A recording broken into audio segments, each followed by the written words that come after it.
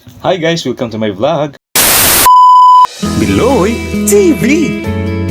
For today's video guys, atong tagaan og kinabuhi kining ato ang mabasa sa Mateo 4 bersikulo 1 ngadto sa 11 o Marcos 1 bersikulo 12 ngadto sa 13 nga mao ang pagtintang kang Hesus. So guys, atong tagaan og kinabuhi guys, atong basahon ang narration o ang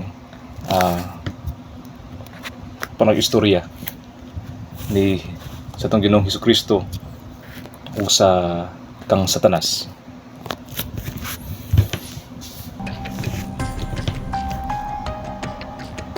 Si Jesus nagigamhan sa Espiritu Santo nabiya sa suba sa Jordan ug gidala siya sa Espiritu Santo ngadto sa kamingawan. Dito gitintal siya ni Satanas sulod sa 40 ka adlaw. Sulod niya ng mga adlaw, wala gayud siya mukaon. Busa, gigutom siya. Mingon si Satanas kaniya.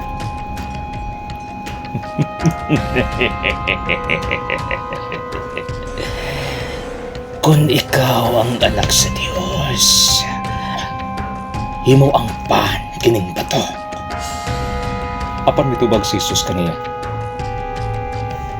Ang kasulatan nagaingon, dili sa pagkaon mabuhi ang tao. Unya gidala siya ni Satanas ngadto sa hataas nga lugar. Ug sa usa lang kapag pamilok, gipakita niya kang Hesus ang tanang gingharian sa tibuok kalibutan. Unya miingon siya kang Hesus,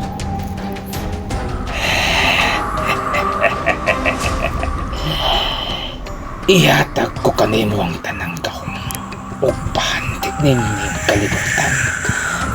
Tungod kay kining tanan, gihatag ka na ako. Ug mahimo ko kining ihatag kang bisan kinsa. Nga gusto kong hatakan.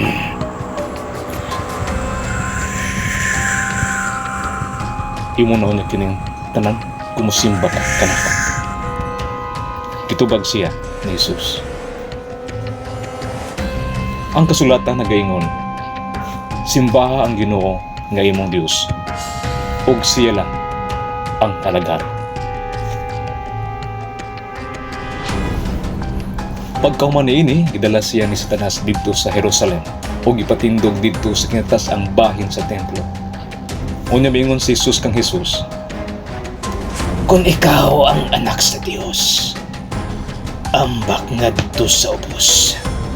Kayang kasulatan nagaingon, sugoon sa Dios ang iyang mga anghel sa pagpantay kanimo. Sapnayon kanila, aron ng imong tiil, dili masamad sa bato. apan gitubag sa ni Jesus.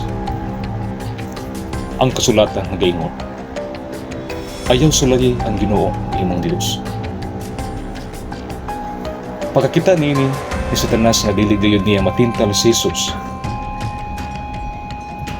gibiyaan una niya siya.